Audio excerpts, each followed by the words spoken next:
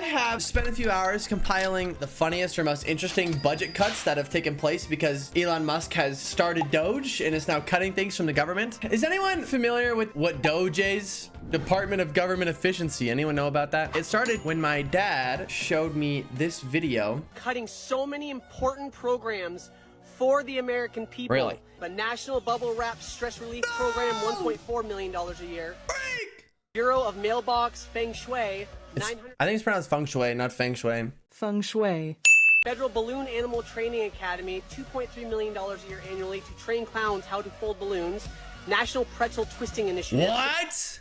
Tells you how to untwist a pretzel. Then we got the Department of Sock Pairing, the Federal High Five Coordination Bureau, $1.2 million a year, annually coordinating high fives between. All of them are gonna learn how to dap each other up professionally. Let's go. And number 7, National Ice Cream Structural Integrity Lab to make sure that they're not leaking ice cream. The Office of Puddle Depth Measurement, What? $3 million a year, annually measuring potholes that have water in them.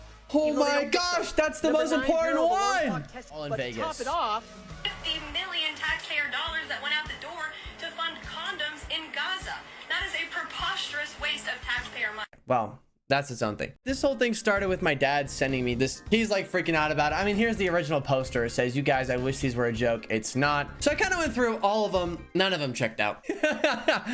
None of them were real programs, but there are a couple of real things. The government was running this study about lizards being blown out of trees. And I was like, no way that's true. Can anyone think of a logical reason as to why we would need to blow lizards out of trees? Conservation, they're causing an issue.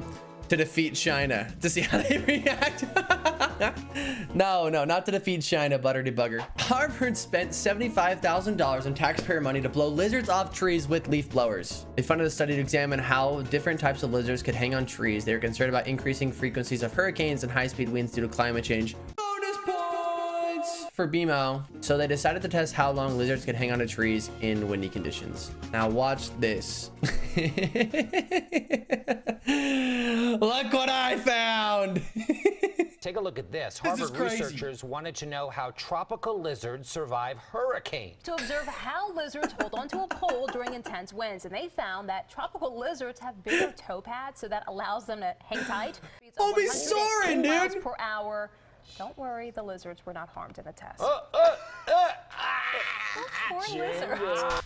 What sound is that dude making? Oh my gosh.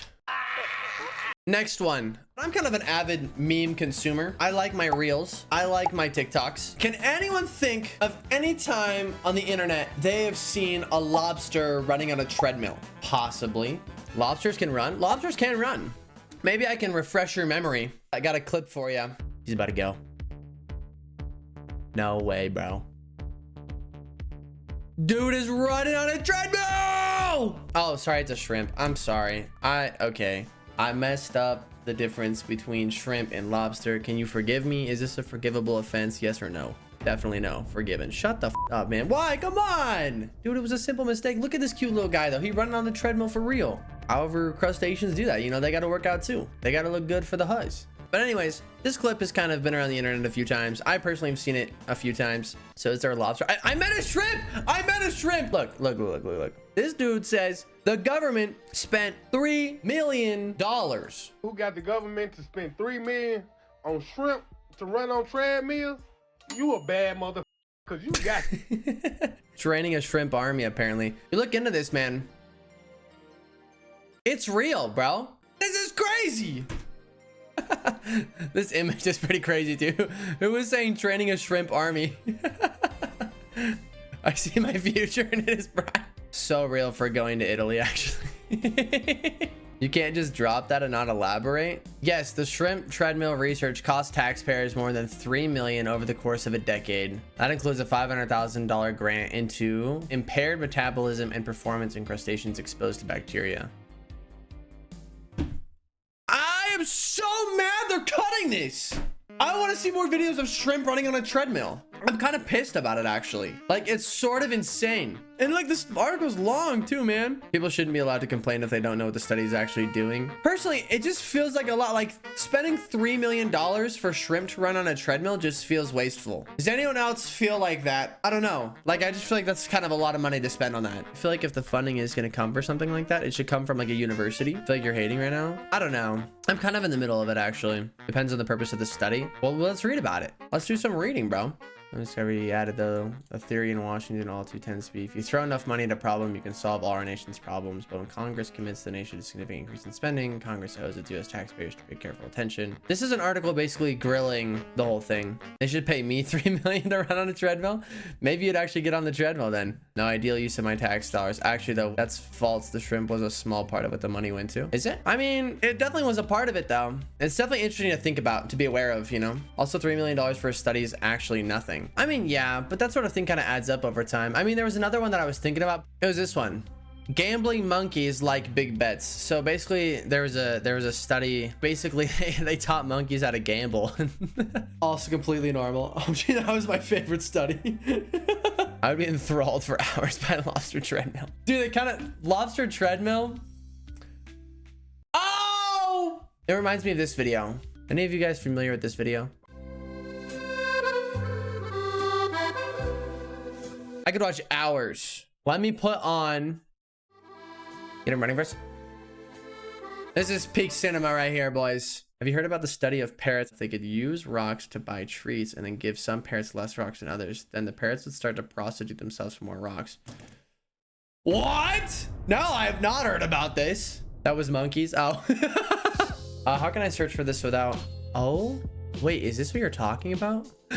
When these monkeys learned how to use money, it didn't take them long before they invented prostitution. What? So, how did this happen? They taught capuchin monkeys how to use metal coins to buy food, and it did not take them long to figure it out. During the experiment, an insane incident occurred, where the monkeys displayed greed, theft, and yes, even prostitution.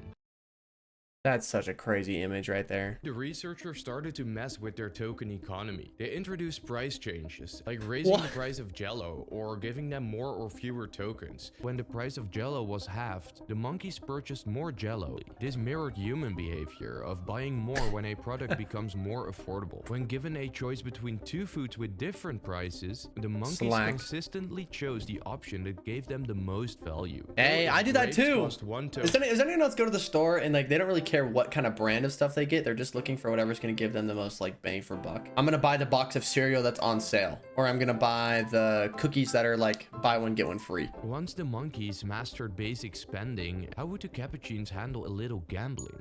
Before we see how the monkeys did, I love gambling. It's so great. Being given $1,000. If it lands on heads, you gain another $1,000. But if it lands on tails, you gain nothing. Or you can take a guaranteed $500, bringing your total to $1,500. Bro, I'm running option one. Option one for sure. I'm gonna do a coin flip. I'm gonna pick heads.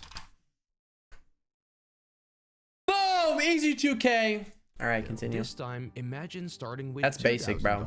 If it lands on heads, you lose $1,000. If it lands on tails, you lose nothing. Or you can take a guaranteed loss of $500, leaving you with $1,500. If you pick the coin flip this time, you're also like most people. Wait, no, I would have rather taken this one. I hate losing money. Flipping a coin to avoid losing $1,000 feels less bad than accepting a guaranteed loss of $500. One participant decided to break the rules. A monkey in the testing chamber grabbed an entire tray of tokens and flung them into the main chamber. As the stolen tokens scattered across the room, the monkeys scrambled to grab as many as they could.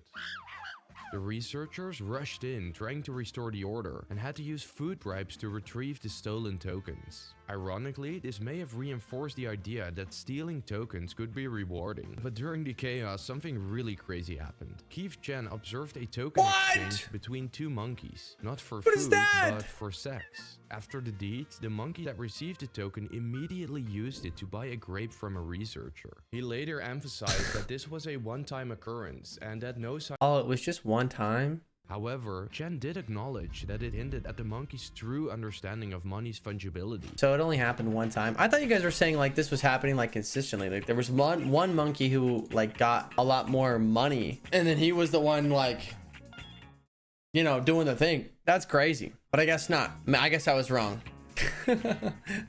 Pimp monkey, dude. I'd be a monkey pimp. Actually, you know what I want to see? No way. No way. No way. Oh my gosh, dude. Look at my boy. He's so dripped out. The headless with the parrots, kind of cold too. So go ahead and take a view of the new video if you didn't catch the stream with the antitrust stuff. Thank you guys for being around. I hope you all have a wonderful evening.